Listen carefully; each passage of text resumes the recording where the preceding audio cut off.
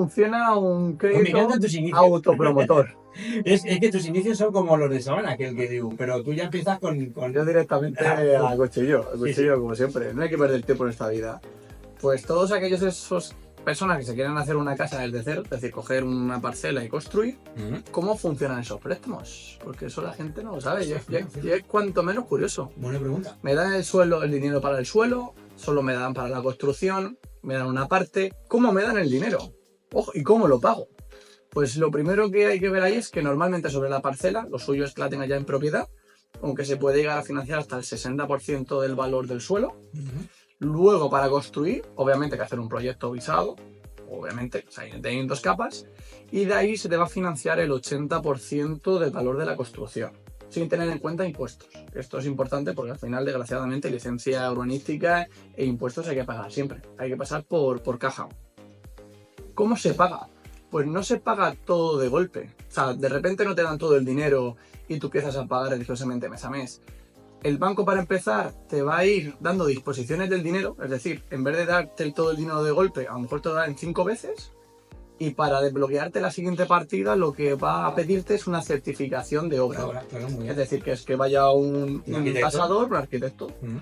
y diga, efectivamente, este dinero ya se ha gastado para estas partidas, efectivamente están hechas, te libero el resto de las partidas hasta la última, ¿no? Pero claro, tú dices, oye, entonces yo tengo que pagar todo el préstamo desde el principio. No. De primera solo vas a pagar el dinero dispuesto, es decir, el dinero que ya te hayan dado, y además sobre ese dinero hay carencia. Es decir, no tienes que pagar la cuota en su totalidad, solo vas a pagar intereses. Entonces, una cosa curiosa, que estos préstamos al final, en vez de ser de 3 años, se transforman en préstamos de 32 años muchas veces, por esa carencia, ¿no? Porque si no cancelas nada de principal, nada del préstamo, pues al final esos 2 años los terminas pagando sí o sí. De ahí no te vas a escapar. Y eso es un poco cómo funciona la autopromoción, porque todo el mundo quiere tener su chalet muy chulo, pero nadie sabe cómo funciona ni cuánto dinero tienen que tener.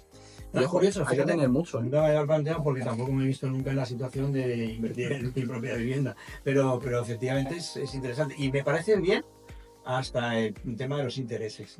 Pero todo lo demás me parece lógico. Si lo ves, realmente terminas pagando bastante más intereses que de otra manera. Claro, Pero obviamente a ti te lo dejan mucho más cómodo porque al final tienes que vivir en algún sitio mientras tanto. Y lo más normal es que pagues un alquiler o otra vivienda estés pagando la hipoteca. Entonces así por lo menos tienes ese margen de maniobra. De hecho, hemos sacado una hipoteca hace poquito al 2,95 tipo fijo 30 años. Pero yo creo que es bastante mejorable. Yo creo que lo podemos bajar bastante más. No sé si al 2%, ojalá, pero si no, una promoción al 2% financiada al 80% del total de la inversión y el 60% del suelo, yo creo que estaría de 10. ¿Y hay un plazo máximo de la carencia durante la construcción? A ver, normalmente se suele plantear una carencia de 2-3 años. Eso se puede pactar, pero no, lo más habitual son 2-3 años porque se calcula que entre licencias, permisos, obras, financiaciones X, Y y Z, más o menos es lo que vas a tardar. Pero luego se ajusta al final de obra la carencia. Imagínate, se puede estar 3 años y si se termina 2 años y poco. Eso se puede pactar siempre, porque al final siempre también tienes tema de mudanza y tal. Sí que es verdad que previamente se queda todo escrito en escritura, entonces en teoría pues la escritura predomina, pero bueno, siempre se puede negociar. Al final al banco, mientras le pagues, todo se puede hablar. Esto es fácil. El dinero en el bolsillo siempre... Bueno, el mejor cliente para los bancos son el que tienen 1 millón de euros en el banco y piden 1 millón de euros. Claro. Siempre ha sido, siempre será el mejor cliente. El mejor cliente para un banco es aquel que no lo necesita. Correcto. Así funciona el mundo. Vivienda de protección oficial. Valencia, aunque la gente no lo sepa, yo creo que el 80%, las viviendas eran de protección oficial o incluso son, porque muchas veces las protecciones oficiales se hacen a 50 años. Pero hay que decir que toda protección que tenga más de 30 años es de transmisión libre y de precio libre. ¿Por qué? Porque sí que es verdad que todos aquellos que todavía no tengan esas fechas, ¿no? Pues posiblemente haya un precio máximo. De hecho, si no me equivoco, esta mañana, lo tengo que revisar, me han comentado que el precio del módulo de vivienda de protección oficial para toda la Comunidad Valenciana, que no tiene sentido para mí que en Albal valga lo mismo que una casa aquí, de obra nueva, son 2.400 euros el metro cuadrado. Para que os hagáis una idea, eso no es prácticamente a día de hoy ni lo que cuesta el euro metro cuadrado de segunda mano. Y de hecho, a precio de construcción, a ti mínimo te va a costar la construcción, ¿vale? 1.500, 1.600 euros el metro cuadrado, más obviamente adquirir el solar, más luego tu margen de beneficio. Entonces realmente el margen ahí, es verdad que lo han subido para que la gente gane dinero, pero va a estar muy justito. De hecho hay una cosa muy curiosa, y es que la obra nueva de VPO tiene los mismos requisitos que la obra nueva en general. Entonces te das cuenta muchas veces que tiene unas casas de la leche, de protección oficial, que se parecen mucho a una obra nueva, normal y corriente, pero es por el código técnico de edificación que te piden unos requisitos mínimos. Para mí es un sobrepasado, pero bueno, es como toca. Luego situaciones que me pasan porque la gente pues no quiere tributar y si no tributas pues no te dan hipoteca. Un hombre necesita ahora deprisa y corriendo un préstamo para un tema de un negocio tal y nos hemos tenido que ir a capital privado. Y dices tú, Tony, ¿eso no es peligroso? Sí, hombre, sí, claro que es peligroso, básicamente porque los intereses son muchísimo más altos. Estamos hablando que una hipoteca normal y corriente vamos al 2%, un préstamo de capital privado nos vamos al 10%, tranquilamente, y a plazo muy cortito. Entonces, ¿ese tipo de préstamos existen? Sí. ¿Se dan? Sí. ¿Para cuándo son interesantes? Pues principalmente cuando tú crees que te lo vas a quitar en 2-3 años y ha sido una necesidad puntual de dinero. Nunca hagáis eso si no es por una necesidad puntual del dinero, porque al final no vas a poder pagar y ese activo que has hipotecado, ese bajo, esa vivienda, posiblemente pues te la embarguen. Entonces, única y exclusivamente, por favor, ese tipo de operaciones con un profesional al lado que sepa lo que los haga. niños que no lo hacen solo en casa. No. Cuidado con el capital privado, ¿dónde sale? Porque igual el método de recobro es un poco peligroso, también podría ser. Yo no trabajo con ese tipo de gente. Trabajo con los capitales privados que te denuncian, no que te parten las piernas. Pero sí, por ahí tiene que haber todavía También hay gente. el 10% mensual. Luego te cuento una que me sé yo, que me contaron hace años. De un amigo cariñoso, ¿no? Sí, de gente que le gustan las motos y las Harley Davidson y esas cosas. Cosa curiosa de una pelea hoy entre abogados, y es que aunque la gente no lo sepa, si tú tienes una terraza en tu casa, la terraza no es tuya. Es así de simple. La terraza es de la comunidad de propietarios. Mira qué suerte tengo, no tengo terraza. Otra cosa es que tú tengas el uso y disfrute. Eso es decir, que puedes hacer en ella lo que te da la gana, pero no puedes reformar, por ejemplo. Tú dices, oye, voy a ponerme aquí una pila o voy a poner un chapado. Eso no puedes, eso lo tendría que hacer la comunidad de propietarios aprobándolo en junta. Si no, no lo puedes hacer, pues tú solo tienes el uso y disfrute. Entonces la gente dice, no, pero si aquí solo puedo entrar yo. Da igual.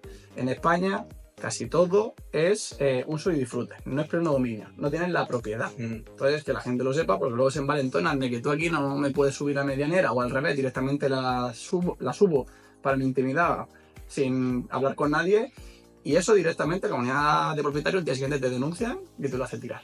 Entonces, de hecho, tenemos un hándicap ahí importante porque a la hora de tasar, eso es una faena. Porque tú piensas que si tú tuvieras una terraza que es toda tuya, tendría un valor.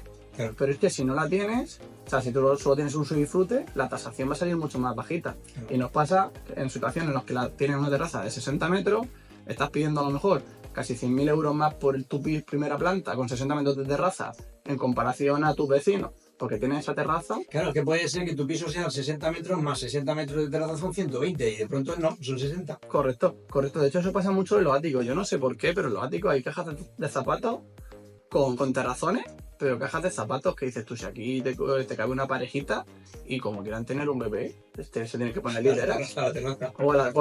¿Pero quién, los padres o el bebé? No, bueno, eso ya se lo puede echar. Eso hay que llevar cuidado. Y una cosa que se está poniendo ahora mucho de moda es ya la gente no compra vivienda. Porque como no hay, ahora compran NPLs. Y digo, ¿eso qué es? Eso es comprar la deuda impagada de una persona que tiene una hipoteca, tiene una vivienda y no la ha podido pagar. Entonces la gente lo que hace es, como ahora la rentabilidad está en eso, compran esa deuda y negocian contigo para que obviamente te vayas del piso y ellos reformarlo y venderlo o alquilarlo o lo que quieran hacer.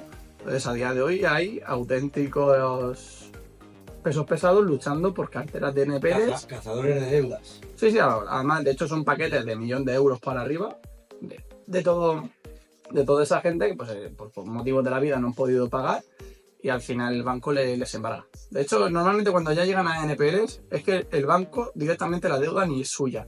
Ya se la ha vendido a un tercero y ese tercero dice, pues voy a paquetizar ahora todas estas deudas y las voy vendiendo a 1.000.000 de euros Y luego vienen muchos fondos, que realmente no son fondos, son bien bufetes de abogados que cogen y hacen que la persona que no tenga 1.000.000 de euros, pero sí 100.000, pueda acceder a esas oportunidades e ir comprándolas. Y la verdad es que las rentabilidades son mucho más grandes. O sea, estamos hablando de por encima del 10%, pero sí que es verdad que al final, si el vendedor no se quiere ir del piso, o se ocupa, o si simplemente tienes que esperar todo el procedimiento judicial a que la vivienda sea tuya, eso puede pasar mucho tiempo y a lo mejor no es tan buena idea. Pero bueno, eso solo se lo dejo a los profesionales. A mí precisamente me han contratado para hacer el cuadro financiero de una ejecución de una hipoteca de estas. Precisamente. La compro. Con un despacho de abogado. No, ya tiene dueño y entonces lo que tengo que hacer es el cálculo de los intereses para poder ejecutar precisamente la hipoteca. Bueno, el caso es que siempre decimos lo mismo, hay que recurrir a profesionales para cualquier cosa que uno haga en esta vida. Y en este caso, pues sí, de lo que se trata es de andar buscando vivienda, hipoteca, negociando, buscando un fondo de inversión, en fin, cualquier cosa que tenga que ver con la vivienda.